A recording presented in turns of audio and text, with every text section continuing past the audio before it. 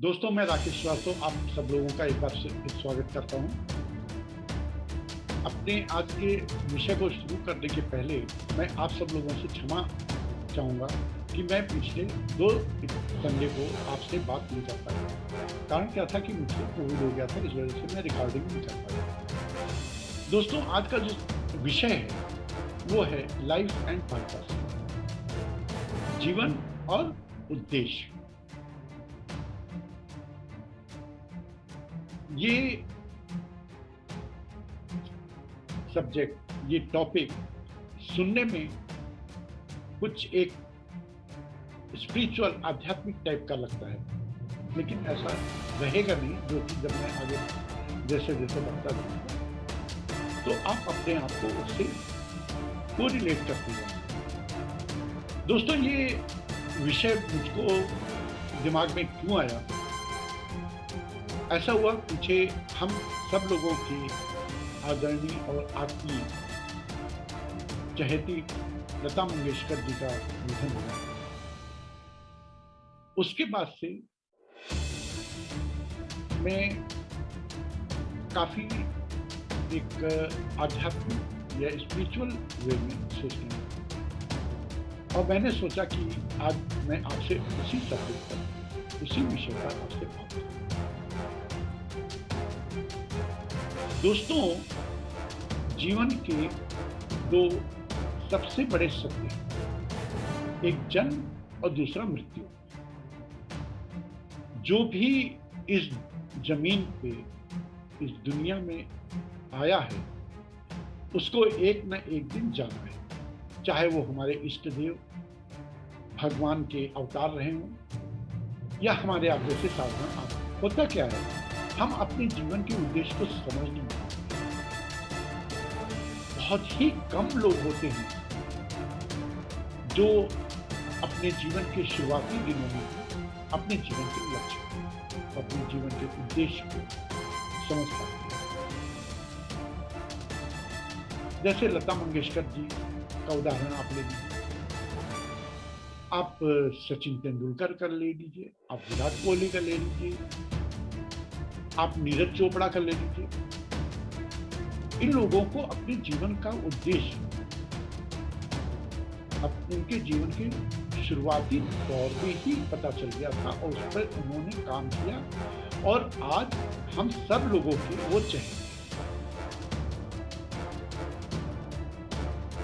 ये होता क्या है? देखिए, आदमी पैदा होता है, जन्म हो गया, आदमी मरता है, ये मृत्यु है। तो ये जीवन और मृत्यु के बीच का जो फासला है, इस 2 आप कह लीजिए 2 सिरों की जो यात्रा है, उसको हम जीवन कहते हैं। जब हम पैदा होते हैं तो हमारा समाज, हमारा परिवार, हमारे माता पिता, इनके द्वारा हमको बहुत सारी एक बिलीफ, जिसको आप मिथ भी कह सकते हो, एक ऐसा हम लोगों के अंदर डाला जाता है कि हम उन्हीं में उलझ करके रह जाते हैं और अपने जीवन के उद्देश्य को हम समझ नहीं पाते। तो बिलीफ जो हमको दिए गए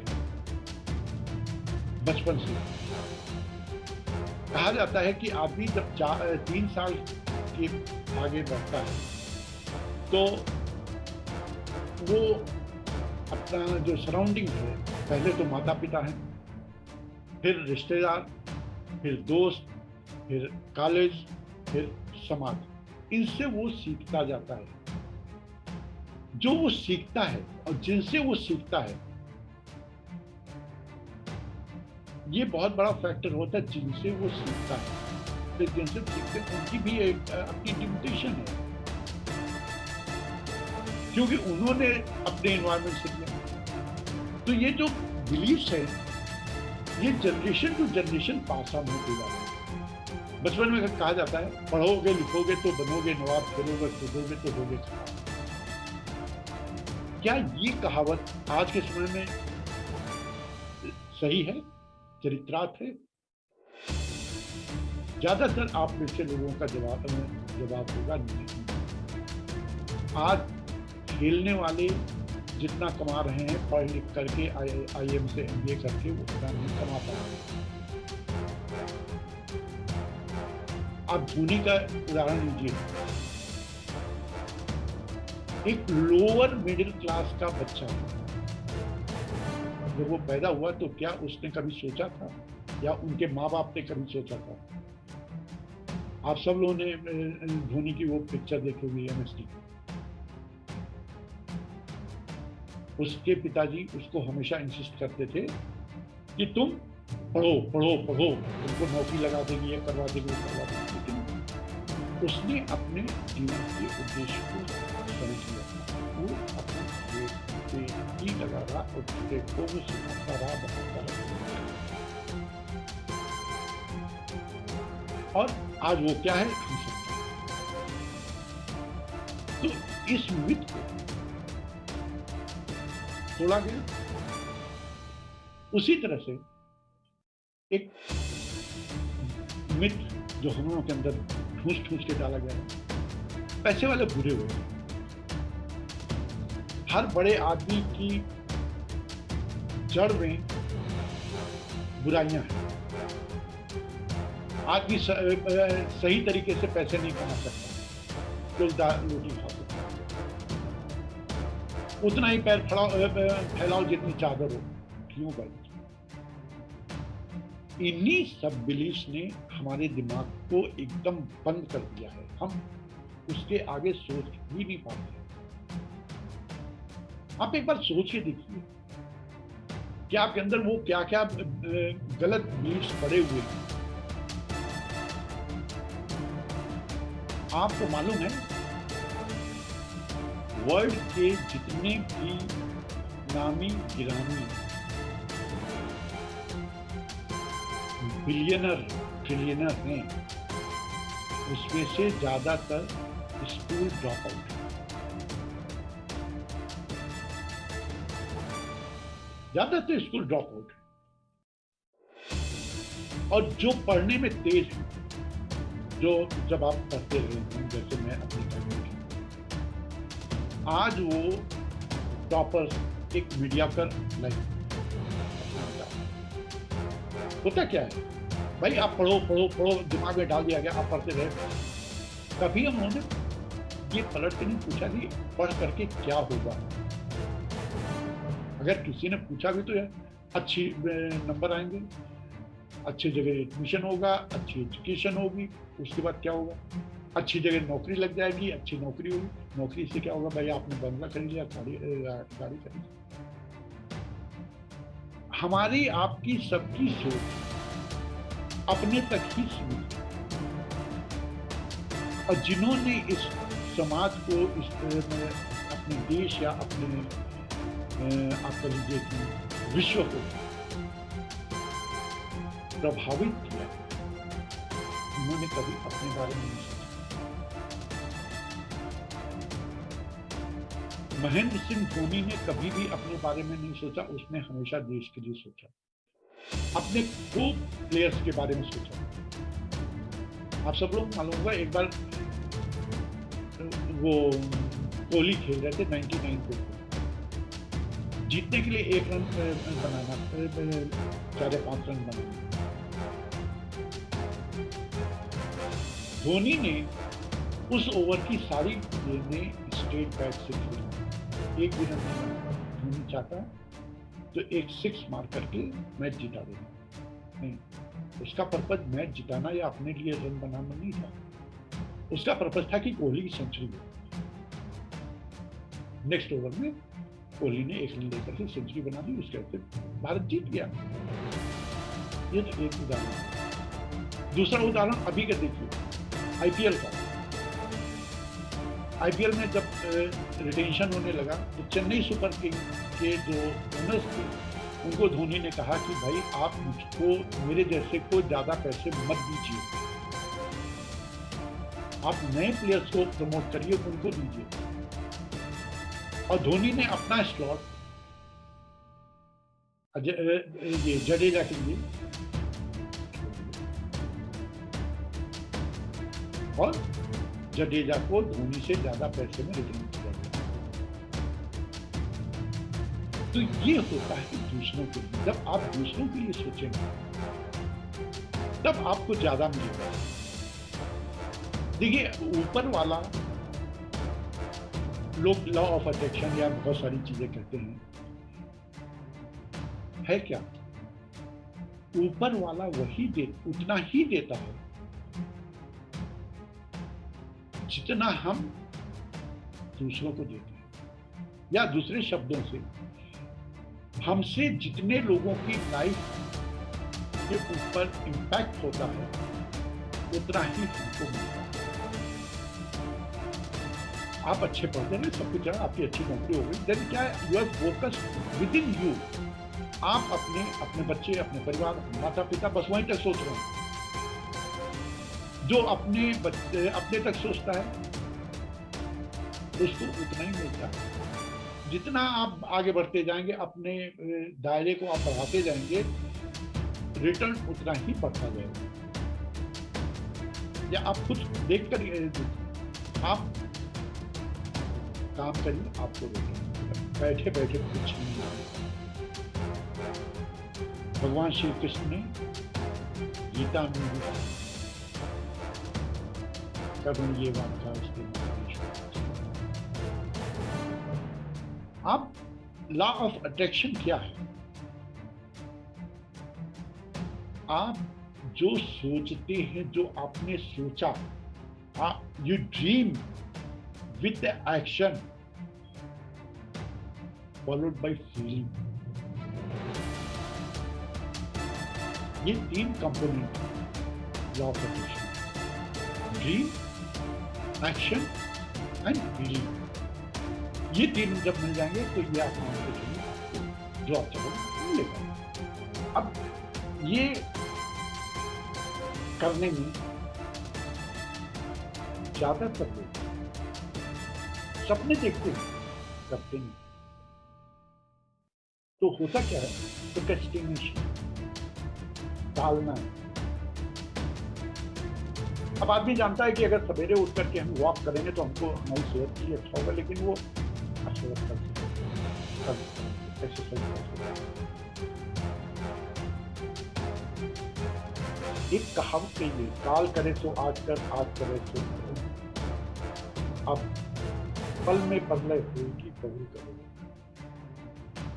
जो कल करना है आज करिए, आज को जो करना है अभी करिए। कभी भी कुछ भी हो सकता है। आप नहीं जानते कि आपकी जिंदगी कितने दिनों की है। Everyone has got the limited number of days, limited number of heartbeat.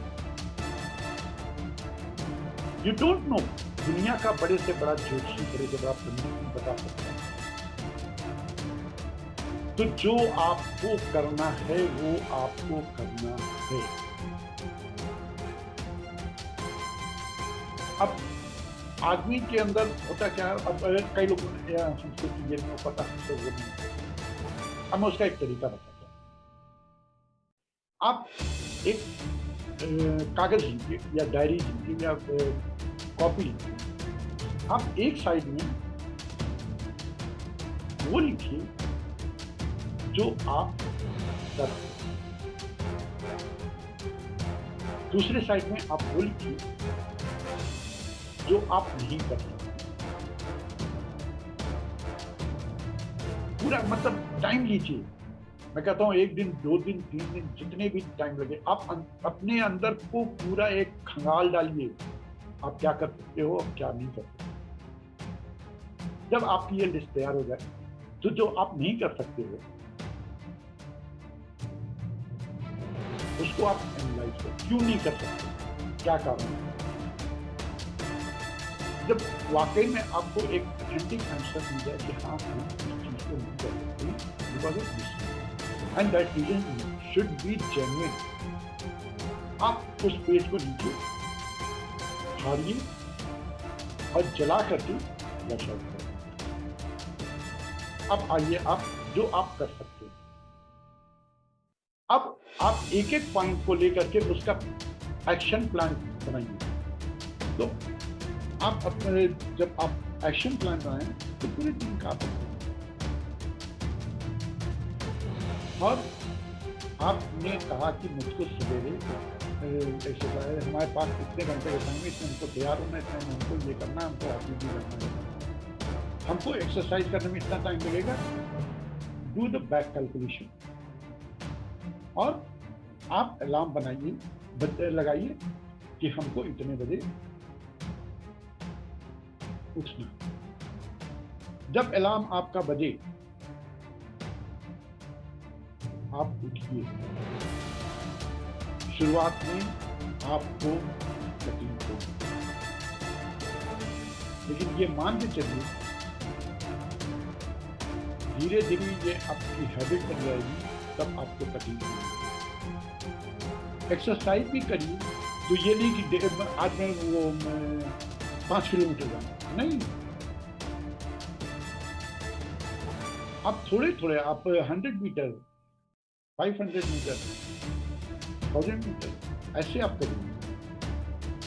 क्योंकि अगर आप एकदम स्ट्रेट वे जाएंगे कि आप 5 किलोमीटर, आप दूसरे दिन नहीं जाएंगे। तो आप स्टेप बाय स्टेप चलिए। जब आप अपने आप को डिसिप्लिन करेंगे तो प्रोक्रेस्टिनेशन आपसे दूर हो जाएगा।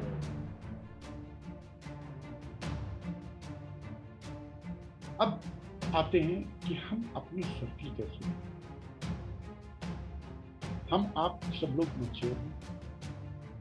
मैं ये कहता हूँ जो कॉलेज गोअर हैं, दे आर वेल ग्रोन, उनको अच्छा बुरा सब मालूम है। तो आप अपने दोस्तों को चूज करिए। कैसे दोस्त आप बनाएंगे? ऐसे दोस्त आप बनाएंगे जो आपकी सक्सेस को एंजॉय करें। ऐसे दोस्त बनाइए जो आपकी ग्रोथ में आपको हेल्प करें। ऐसे दोस्त बनाइए जो आपको जैसे आप हैं वैसे ही वो एक्सेप्ट करें।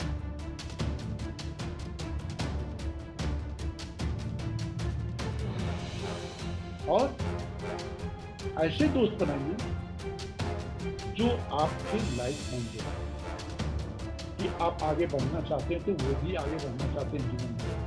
तो आपको क्या नहीं करना है? पहली चीज, विक्टिम कार्ड खेलना बंद कर दीजिए। विक्टिम कार्ड खेलना क्या? अरे मेरे पेरेंट्स ऐसे हैं, मेरी सराउंडिंग ऐसी है, मेरे आसपास दोस्त ऐसे नहीं हैं। ये विक्टिम कार्ड खेलना बंद कर दीजिए। इसके लिए क्या करना है आपको? ब्लेम करना बंद कर दीजिए। दूसरे के ऊपर ब्लेम मत करिए और कंप्लेन मत करिए। जितने भी बड़े लोग हैं वो ना ब्लेम करते ना कंप्लेन करते हैं।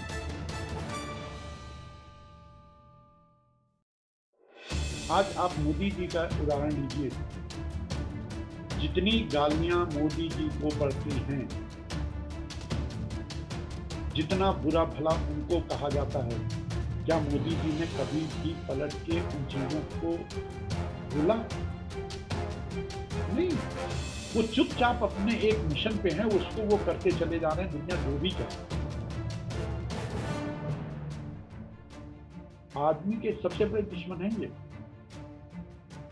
3 चीजें, ब्लेम, कंप्लेन और प्रोटेक्शनिज्म। तीनों को आपको खत्म करना है। दूसरा, आप अपने आप से प्यार करें।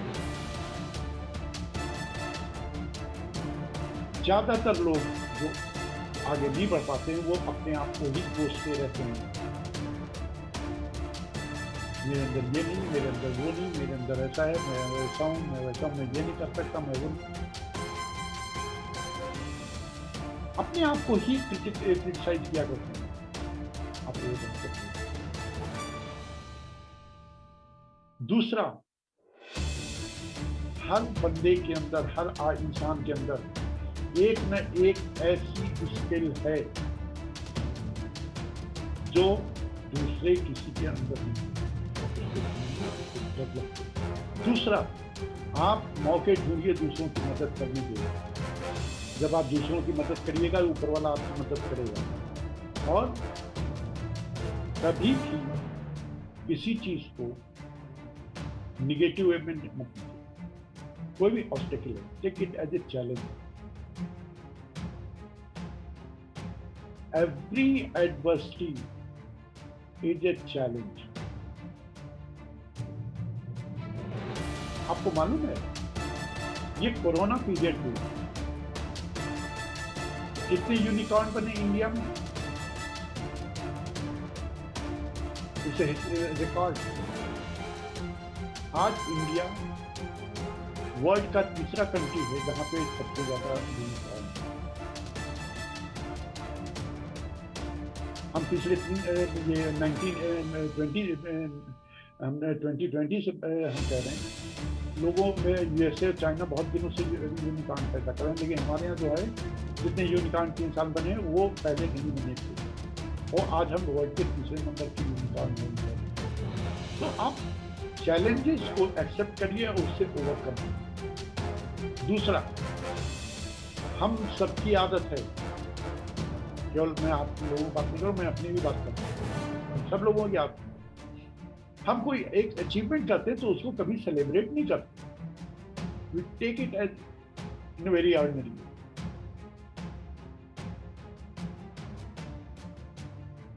तो हर छोटी से छोटी अचीवमेंट को एंजॉय करना चाहिए। तो ये जो चीजें हैं, अगर हम आप करते हैं, इतना मान के चलिए, आप आगे बढ़िए। और एक हमेशा दिमाग में रखिए, हमेशा अपने लिए नहीं सोचना है। आप जिस दिन दूसरों के लिए सोचने लगेंगे, आपको आगे बढ़ने से कोई नहीं रोकता है।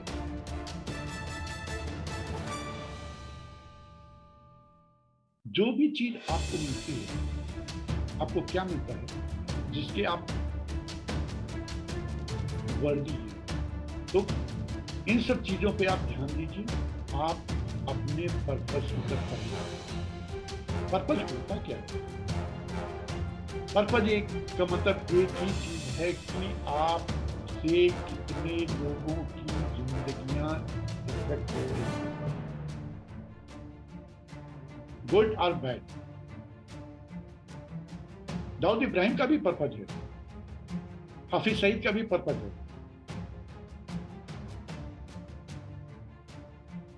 एलन मस्क का भी पर्पस है,